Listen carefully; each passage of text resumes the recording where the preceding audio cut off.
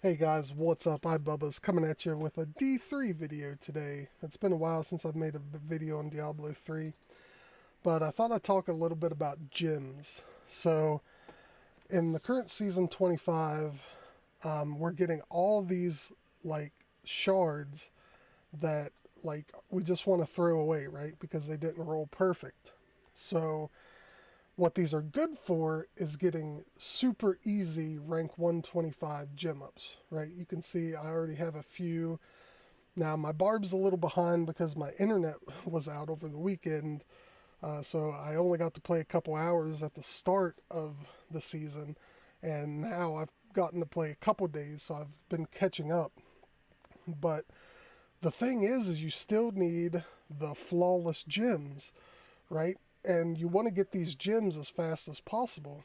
So I was thinking, of ways to try to get gems easier. And I think I found a pretty good couple ways. The first thing that you want is you want the broken crown. You can either wear this yourself, you can put it in your cube, or you can do like I've done and put it on your follower. And this way it emanates to you. Whenever a gem drops, you get another gem that's socketed in your helm also drops, right? So, like for me, I have a diamond socketed, just a crappy one, whatever, I don't care. So anytime a gem drops, a diamond will drop as well. So, but now how do you get a lot of gems to drop? And a way that I've found is, I think Rex Anorax on YouTube and Twitch made a video about doing puzzle rings, and I'm like, well, that's good, but the problem is I've only gotten like 2 or 3 puzzle rings so far this season. And it's like, I want a more consistent way. So obviously running puzzle rings is good because a lot of gems drop. You have a chance to get a gem gobby in them.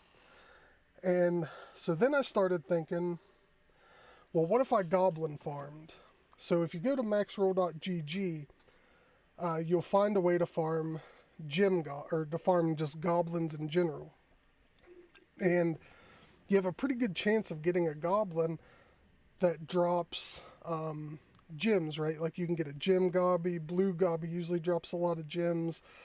If you get a rainbow goblin, you won the lottery, because in the Whimsydale area, there's a ton of gems that drop. So if you do get a rainbow goblin, you basically win the game, and you have like enough gems to like augment all your gear probably, especially if you have a broken crown on. But I need like a more consistent way, because getting a rainbow gobby isn't the easiest thing. It takes a lot of time, and it's like that commercial, right? Like, it's my money and I want it now, right? Like, I want my gems right now. So I started thinking, well, what if I do what if I do the bovine area, right? I don't know if I have one right now. Yeah. So you can run these and you can get some gems in there. When you do there's a little event that spawns in the cow area that drops like 4 huge chests after you complete the event. And those usually drop a lot of gems, right? But then I was thinking, where else do those spawn that can actually drop a lot of gems? And one of the good things are boss bounties. So there's a lot of different bounties for bosses that are pretty easy to get to, especially if you have a fast build. Now, I don't have a fast build on my barbarian right now, so I've been skipping out on some of the little bit further boss bounties. But the ones I've been doing is kill Magda, kill the Skeleton King, kill Asmodean when Asmodean pops up, and that's pretty much it. Zoltan Cool as well. Zoltan Cool's super easy to get to, and you want to do these when there's a bounty, like bounty kill Magda. And the reason is when you kill this boss, it spawns a chest, and that chest usually drops anywhere from like 4 to 10 gems. So like you can get 10, 20 gems usually out of that chest if you have a broken crown, and they're fast. A couple other bosses that are decent is like Rakanoth. I haven't been doing Rakanoth because, like I said, I don't have a super fast build on my barb yet. So it's like I don't want to spend the time like running the Rakanoth because he's decently far away, but he's, especially if you have a zoomy build, you can get to Rakanoth like super easy. Same with Sadea. I have a bounty right now, kill Sadea, but I haven't been doing it because it does take a little longer to get to her. But if you have like a chicken build, or like monks are super popular right now, they're super speedy monk builds, and you can get to Sadea and Rakanoth pretty freaking quick. But the one thing you got to remember is you can't use your soul shard gem in your helm. You have to actually put a gem in your helm for this to work. So make sure you have enough power with this gem to kill stuff. And I'll show you guys. Another good thing is these bosses, when you kill them, they drop these little shards for you. And if you don't need them, if you do need them, great. You get a free shard. But if it's one that you don't really need, boom. I just got 3 free gems. That's just icing on the cake there. Let me show you. Let's do Skeleton King. Now, the good thing about a couple of these, like the Skeleton King, Asmodean, even like Rakanoth and Sadea, they have a good chance of spawning a goblin as well. So you could get a rainbow goblin by doing the Skeleton King or by doing Asmodean, something like that. And I've also been doing, whenever I see like the Cavern of Frost pop, either clear the Cavern of Frost or kill Chithara, which is what you see completed right now. I've also been doing that because Cavern of Frost has a good chance of dropping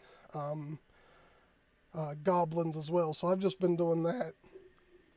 Plus, I've actually been trying to get the Staff of Herding. As you can see, I have most of the mats. I just need the stupid Gibbering Gemstone, because I figured maybe that level would be decent if I could farm Whimsyshire. It might drop a few gems. I may test it, but you know, it's not really worth it finding the Staff of Herding. It takes forever. You'd actually probably be better off just farming Rainbow Gobbies to get Whimsy Dale.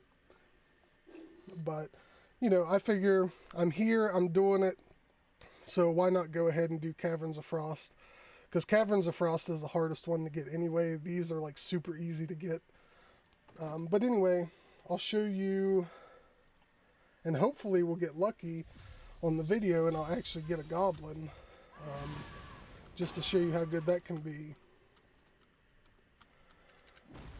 And again, my barb isn't the fastest right now. I don't have a speed build on. This is just my push build. But you can get goblin spawn over here. Plus you can get some DBs from this as well. Or you can get goblin spawn over here. It's actually a great place to farm goblins in general. So you do have a good chance doing this to get a gobby spawn as well. But yeah. No goblins around here. And I'm walled in. I don't have my Kool-Aid. But whatever. I'll kill the Skeleton King and I'll show you. Like sometimes I only get like 8 gems or so, but then sometimes I get like a ton of gems. So we'll pop the Skeleton King here. And the good thing is, the way I found this is I was actually kind of farming the Skeleton King a little bit, because he drops the Essence of Anguish, which is what I need for my build. So I've been kind of farming him anyway to get these. So once I figured out that, hey, these drop... Wow, that just happened. So once I figured... Always have your Bandamite proc, boys. I'm not going to edit that out of the video, by the way. That was dumb. But yeah, that's the way I figured this out, is I was doing the Skeleton King and I hit him on a bounty and I'm like, hey, these chests actually drop, you know, a good amount of gems. So if I have a broken crown on, that's going to be really good. I'll try not to die this time. Make sure you always have your Bandamite procced before you kill the Skeleton King.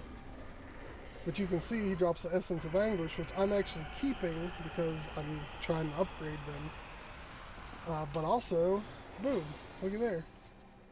That was actually a small set, but, you know, you can see I got a decent amount of gems, and, you know, killing the Skeleton King takes like no time at all. Same with like Magda. And the same thing with like Magda, Asmodane, you have a good chance of getting a Gobby spawn as well.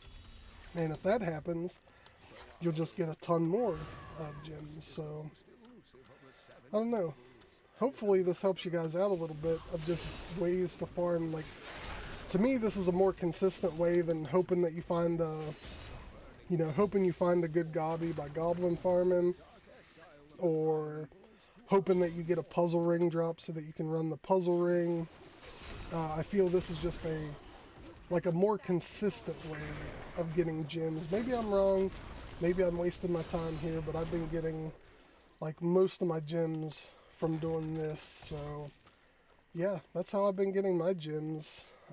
Pretty easy. And like I said, like, they're easy to kill. Let's see if, oh, you see there, I got a ton of gems off of Magda. So, like, super easy. That took, what, like, maybe a minute to farm these 2 bosses. And, you know, I got a decent amount of gems out of it.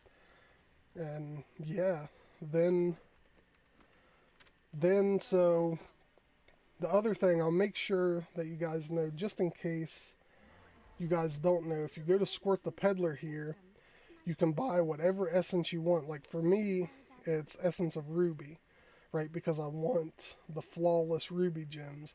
So I would buy a bunch of these, and then I can cube them up. You can see I have one in my inventory right now. I can basically cube up all these gems I don't need and then turn them into rubies, you know, so that then I have a bunch of rubies that, you know, I can keep making these easy level 125s. Like, there's no way in the amount of time I've made these 125s already that I would have gotten that by upgrading a ton of gems and stuff. So, super easy way to get your gems. Yeah, this way's been working for me. I've been able to get a good amount of gems this way, and just keep, you know, cubing them up to get these nice rank 125 Caldescent's Despair. So, yep. Hope this helps you guys out, and I will see you guys in the next one.